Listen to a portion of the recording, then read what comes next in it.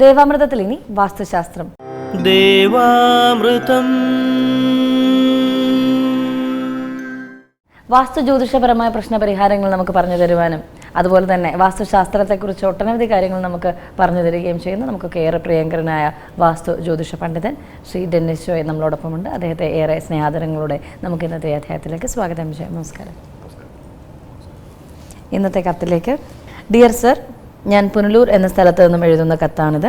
എൻ്റെ പഴയ വീട് പൊളിച്ചു മാറ്റി പുതിയൊരു വീട് വെക്കാൻ ആഗ്രഹിക്കുന്നു. അതനുസരിച്ച് ഞാനൊരു പ്ലാൻ വരച്ചു. എൻ്റെ പ്ലാനിലോ വസ്തുവിലോ എന്തെങ്കിലും ദോഷമുണ്ടോ ദയവായി പറഞ്ഞു തരണം എന്ന് പറഞ്ഞിരിക്കുകയാണ്.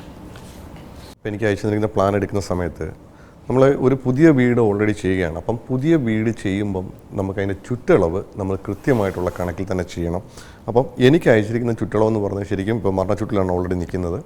അത് തന്നെയല്ല, ഇതിൻ്റെ ബെഡ്റൂമിൻ്റെ കണക്കെടുക്കുന്ന സമയത്തും ഈ ബെഡ്റൂമിൻ്റെ അളവ് വരുന്നത് മരണ ചുറ്റിലാണ്.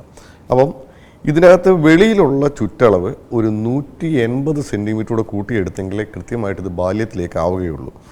അതേപോലെ ഇതിനകത്തുള്ള ബെഡ്റൂമിൻ്റെ സൈസ് ഒരു 29 സെൻറ്റിമീറ്ററോടെ കൂട്ടിയെടുത്തെങ്കിലേ ബാല്യത്തിലേക്ക് വരികയുള്ളൂ. കാരണം വെച്ചാൽ നമ്മൾ മരണച്ചുറ്റിലായിട്ട് നമ്മുടെ വീടിൻ്റെ ചുറ്റളവ് വരികയും വീടിനകത്തെ ബെഡ്റൂമിൻ്റെ സൈസും ചുറ്റളവ് വരികയും ചെയ്ത് കഴിഞ്ഞാൽ ഒന്നാമത് ഇതിനകത്ത് മരണച്ചുറ്റിലൊരു വീട് വെച്ച് കഴിഞ്ഞാൽ അതിൻ്റെ അത് പൈസ നിൽക്കില്ല.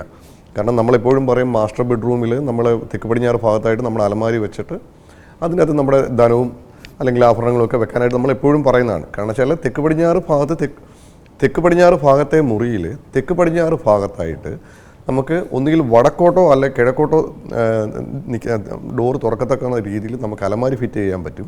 പക്ഷേ അലമാരി അവിടെ വെക്കുമ്പം ഈ ബെഡ്റൂമിൻ്റെ സൈസ് അതിൻ്റെ അളവ് കൃത്യമാണെങ്കിലേ നമുക്ക് അതുകൊണ്ടുള്ള പൂർണ്ണമായിട്ടുള്ള ഫലങ്ങൾ കിട്ടുകയുള്ളൂ.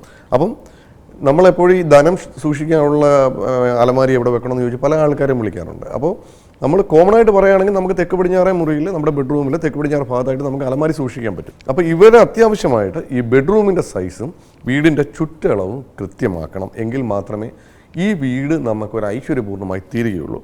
ഇപ്പോൾ ഇവർ പുതിയ വീട് വെക്കുമ്പോൾ ഇതിൻ്റെ തെക്ക് ഭാഗത്തും പടിഞ്ഞാറ് ഭാഗത്തും കൂടി മതിൽ കെട്ടി സെപ്പറേറ്റ് ചെയ്ത ശേഷം ഇതിനകത്ത് വീട് പണി തുടങ്ങുന്നതായിരിക്കും കുറച്ചുകൂടെ നല്ലത്. കാരണം വെച്ചാൽ ഒരു വീടിന് ചുറ്റും മതിൽ കെട്ടിക്കഴിഞ്ഞാൽ വീടിന് വെളിയിലുള്ള ദോഷങ്ങളൊന്നും വീടിനകത്തേക്ക് കടന്നു വരാതിരിക്കുന്നതിന് അത് കാരണമായി തീരും. രണ്ടാമത്തെ ഒരു കുഴപ്പം വെച്ചാൽ ഓൾറെഡി ഇതിനകത്ത് പഴയ വീട് നിൽപ്പുണ്ട്. പഴയ വീട് പൊളിക്കുന്നതിന് മുമ്പ് ആരെങ്കിലും കൊണ്ടൊരു സമയം കുറിപ്പിച്ച ശേഷം പഴയ വീട് ഇവർക്ക് പൊളിച്ച് പൂർണ്ണമായിട്ട് മാറ്റിയ ശേഷം ഇതിനകത്ത് വീട് പണി തുടങ്ങാം. പക്ഷേ വീട് പൊളിക്കുമ്പം ഇതിനടിയിലുള്ള ബേസിക് ഫൗണ്ടേഷൻ്റെ ഒരു കല്ല് പോലും അതിനകത്തില്ലാന്ന് ഉറപ്പ് വരുത്തണം. അതുപോലെ ഇതിനകത്ത് ഒരു കാർ പോർച്ച് കൊടുത്തിട്ടുണ്ട്. കാർ പോർച്ച് ഇതിനകത്ത് വരുന്ന കിഴക്കുടക്ക് ഭാഗത്തായിട്ടാണ്. കിഴക്കുടക്ക് ഭാഗത്തായിട്ട് ഇതിനകത്ത് കാർ പോർച്ച് വരുമ്പോൾ ഇതിന് ബേസിക് ഫൗണ്ടേഷൻ ഒന്നുമില്ല, ഒരു തൂണ് മാത്രമേ ഇതിനകത്ത് കൊടുത്തിട്ടുള്ളൂ. അപ്പോൾ ഇവർക്ക് ഓൾറെഡി ഇതിനകത്തൊരു കിച്ചൺ കൊടുക്കാനായിട്ട് ഇവരിപ്പോൾ കൊടുത്തിരിക്കുന്ന വടക്ക് ഭാഗത്തായിട്ടാണ്.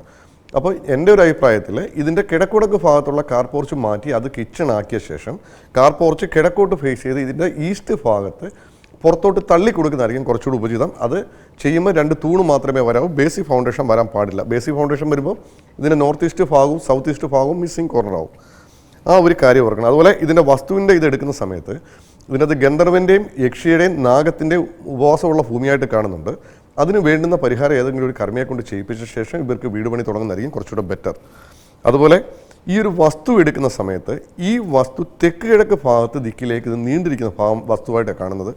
നമുക്കൊരു വസ്തു എടുക്കുന്ന സമയത്ത് അത് ഒരു ചതുരമോ അല്ലെങ്കിൽ സമയത്തിനോ അല്ലെങ്കിൽ ദീർഘചതുരമോ ആയിരിക്കുന്നതാണെങ്കിൽ ഏറ്റവും ഉത്തമം. പിന്നെ പലപ്പോഴും നമ്മൾ വസ്തു വാങ്ങിക്കുന്ന സമയത്ത് ചിലപ്പോൾ അതിനൊരു ഏങ്കോണിപ്പോ അല്ലെങ്കിൽ ഒരു നീളമൊക്കെ കാണാം. പക്ഷേ നമ്മൾ ആ ഏങ്കോണിപ്പ് ഏത് ഭാഗത്തോട്ട് വരുന്നു എന്നനുസരിച്ചായിരിക്കും അതിൻ്റെ ഗുണദോഷങ്ങൾ ആ വീട്ടിൽ താമസിക്കുന്ന ആൾക്കാരെ ബാധിക്കുകയും ചെയ്യും.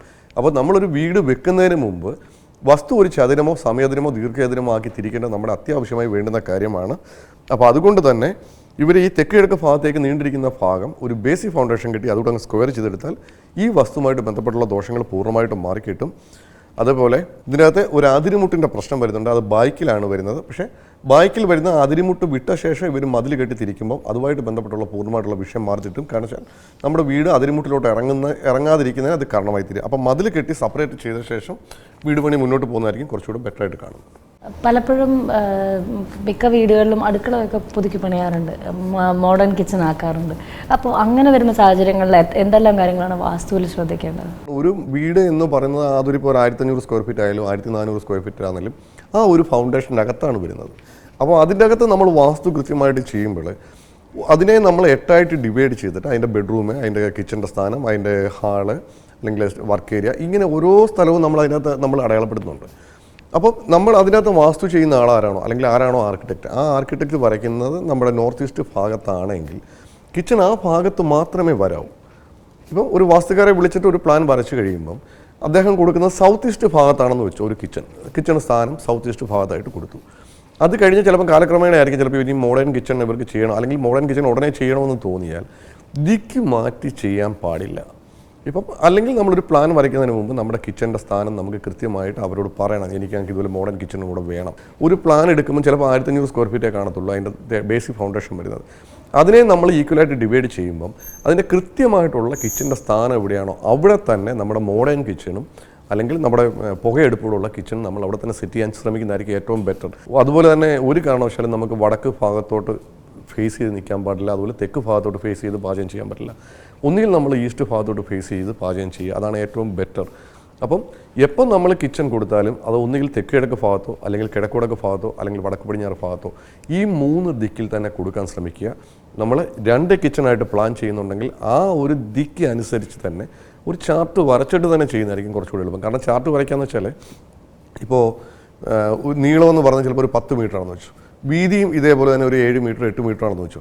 ഇതിനെ നമ്മൾ തുല്യമായിട്ട് 4 സൈഡിൽ നമുക്ക് 8ആയിട്ട് ഡിവൈഡ് ചെയ്താൽ അതിൻ്റെ ഓരോ കളം നമുക്ക് കിട്ടും. അപ്പം അതിന് വീതി അനുസരിച്ചായിരിക്കും ഓരോ കളത്തിൻ്റെ അളവ് കൂടുകയും കുറയുകയും ചെയ്യുന്നത്. അപ്പോൾ അതിൻ്റെ അകത്ത് തന്നെ നിർത്തി ചെയ്യാനുള്ള രീതിയിൽ ചെയ്യുന്നതായിരിക്കും കുറച്ചുകൂടെ ബെറ്റർ. അല്ലെങ്കിൽ എന്താണെന്ന് വെച്ചാൽ വീട് പണിഞ്ഞ് വരുമ്പം നോർത്ത് ഈസ്റ്റ് ഭാഗത്തായിട്ടൊരു കിച്ചൺ വരും, രണ്ടാമത്തെ കിച്ചൺ വരുന്നത് വടക്ക് ഭാഗത്തുമായി പോകും. അപ്പോൾ അങ്ങനെ ഒരു അവസ്ഥ വരാതിരിക്കാതിരിക്കുന്നതാണ് ഏറ്റവും ബെറ്റർ. അപ്പോൾ നമ്മൾ കിച്ചൺ ചെയ്യുമ്പോൾ നമ്മൾ പ്രത്യേകം ശ്രമിക്കും. അതുപോലെ ചില സ്ഥലങ്ങളിലൊക്കെ ചെല്ലുമ്പോഴത്തേക്ക് താഴെ ഒരു ഗൃഹനാഥന് താമസിക്കാനുള്ളൊരു വീടുണ്ടാവും, അതിന് മുകളിലായിട്ട് പലപ്പോഴും വാടകയ്ക്ക് കൊടുത്തിരിക്കുന്നതായിട്ട് കണ്ടുവരാറുണ്ട്.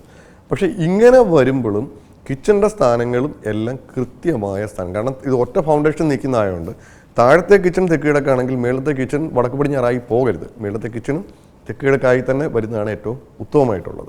വാസ്തുശാസ്ത്രത്തിൻ്റെ ഇന്നത്തെ അധ്യായം ഇവിടെ പൂർണ്ണമാവുകയാണ്. വാസ്തു ജ്യോതിഷപരമായ പ്രശ്നപരിഹാരങ്ങൾ ശ്രീ ഡെന്നിസ് ജോയിൽ നിന്ന് അറിയണമെന്ന് ആഗ്രഹിക്കുന്നവർ താഴെ കാണുന്ന നമ്പറിൽ അദ്ദേഹത്തെ കോൺടാക്ട് ചെയ്യാവുന്നതാണ്. പ്രശ്നപരിഹാരങ്ങൾ സ്വായത്തമാക്കാവുന്നതാണ്. അതുപോലെ തന്നെ നിങ്ങളുടെ പ്രശ്നപരിഹാരങ്ങൾക്ക് ഞങ്ങൾക്ക് എഴുതുക.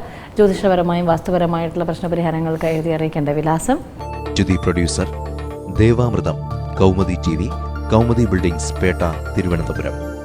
ദേവാമൃതം.